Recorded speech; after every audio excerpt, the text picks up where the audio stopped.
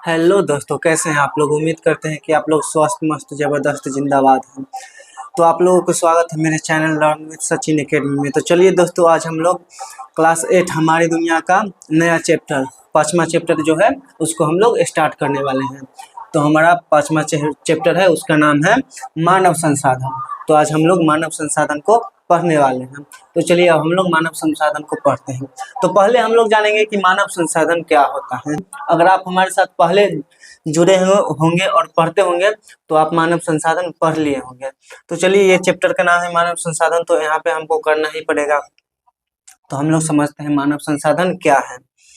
जब लोग अपनी बुद्धि और कौशल और क्षमता का उपयोग कर काम करते हैं तो वो संसाधन बन जाते हैं। यानी कि जब हम अपना बुद्धि का, कौशल का और अपनी क्षमता का उपयोग करके जब हम कोई काम करते हैं तो वो संसाधन बन जाता है, और उसी को हम लोग मानव संसाधन कहते हैं। अब आप लोग उदाहरण में देख लीजिए, जैसे कि हो गया किसान खेती करता है।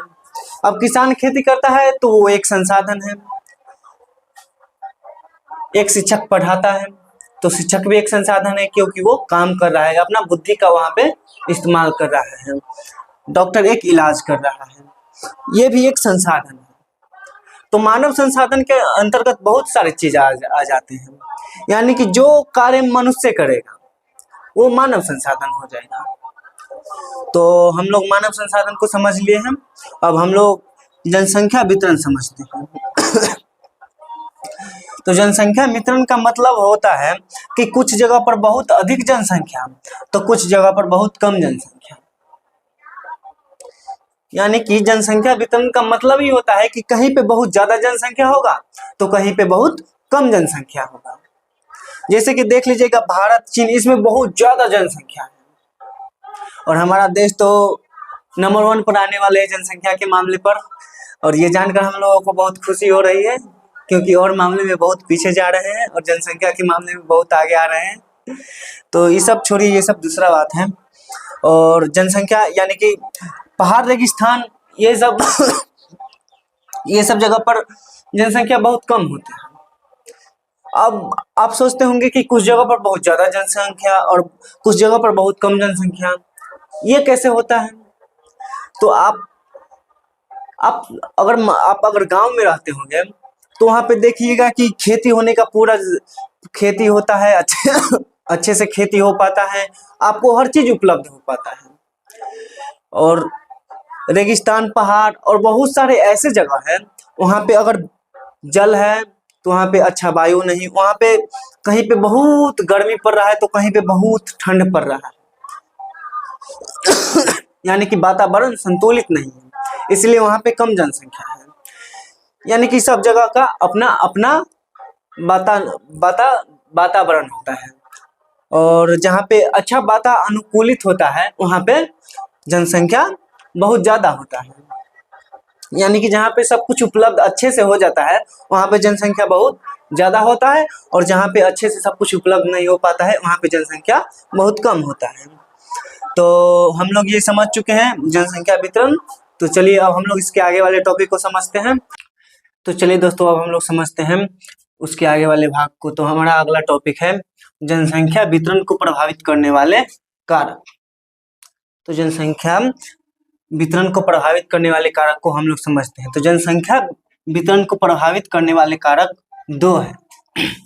यानी कि जनसंख्या वितरण को प्रभावित जो करता है वह 2 कारक है। पहला है भौगोलिक कारक और दूसरा है मानव निर्मित कारक। तो हम लोग समझते हैं पहला भौगोलिक कारक को, उसके बाद हम लोग समझेंगे मानव निर्मित कारक को। तो हम लोग समझते हैं भौगोलिक कारक।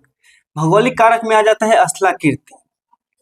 स्थलाकृति का मतलब हो जाता है कि जहाँ पे मैदानी क्षेत्र, यानी कि बराबर जहाँ पे स्थल एक बराबर रहेगा वहां पे मनुष्य को बसने में आसानी होगा। अब पहाड़ पे अगर आप मान के चलिए, अगर आप पहाड़ पे घर बनाते हैं तो पहाड़ ऐसे रहेगा, वैसे रहेगा, मतलब उस पे अच्छा से नहीं बन पाएगा घर। और वही स्थलाकृति यानी कि प्लेन जगह पर आप रहिएगा तो वहां पे अच्छा से घर बनता है। जैसे भारत का उत्तरी मैदान हो गया, ये सब भी आप लोग समझेंगे कि उत्तरी मैदान क्या है, गंगा का उत्तरी मैदान क्या है, हिमालय क्या है, और दक्षिण का पहाड़ी क्षेत्र क्या है, पठारी क्षेत्र क्या है, ये सब भी आप लोग समझिएगा, लेकिन पहले हम लोग ये समझ लेते हैं।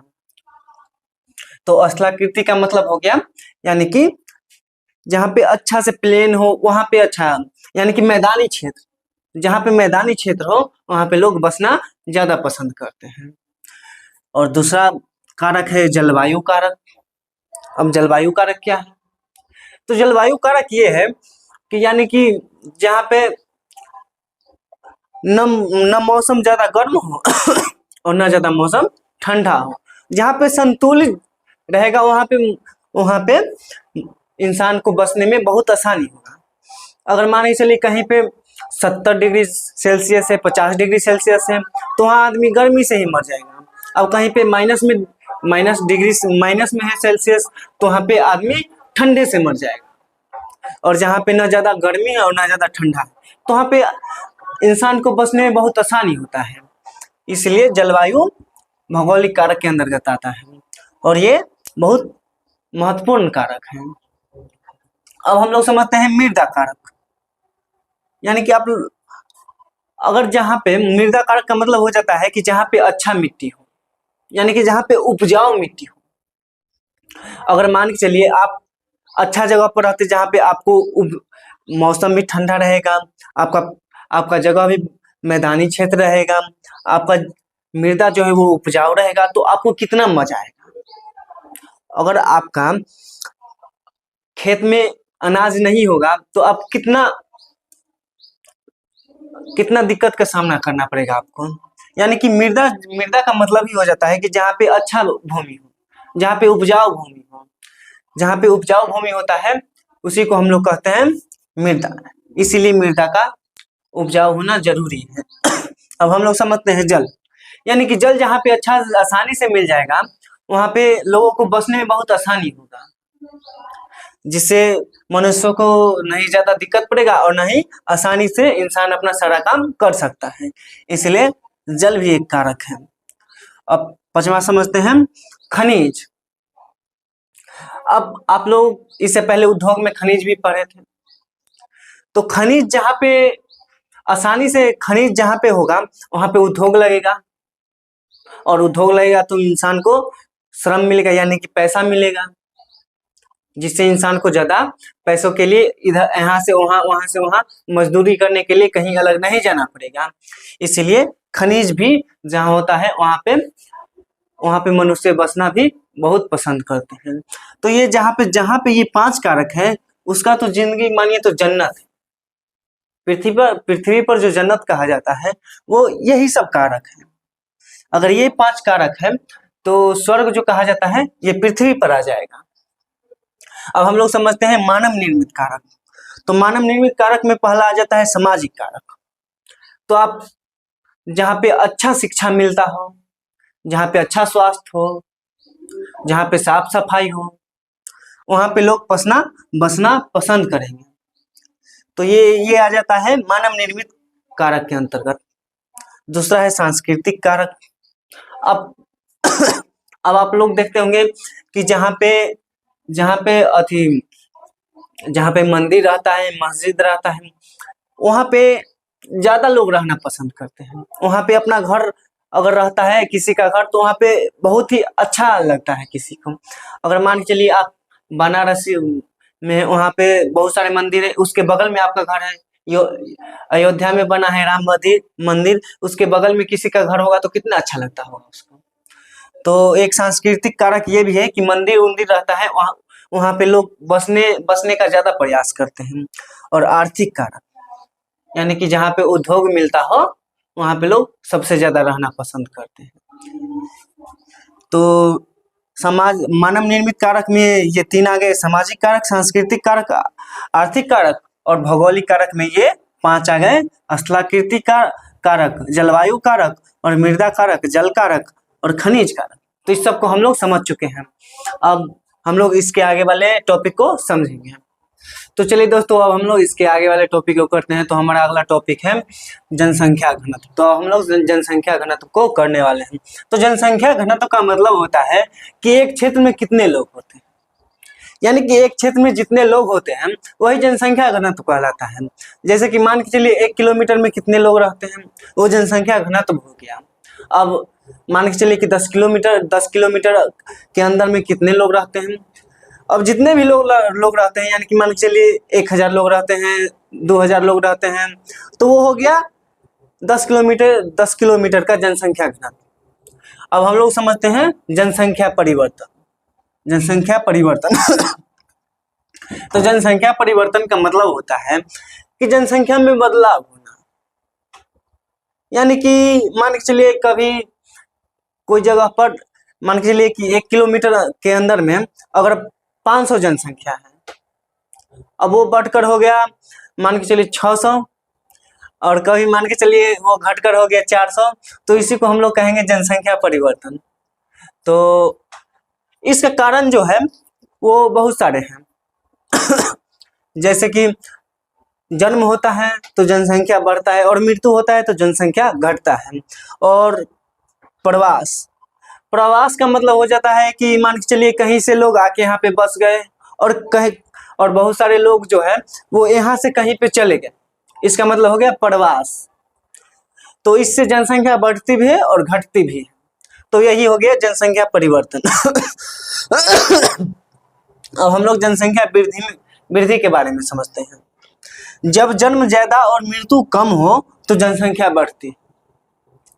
यानी कि मान के चलिए कि कहीं पे जन्म ज्यादा हो रहा है और मृत्यु कम हो रहा है, तो वहां पे जनसंख्या बढ़े ना करेगा।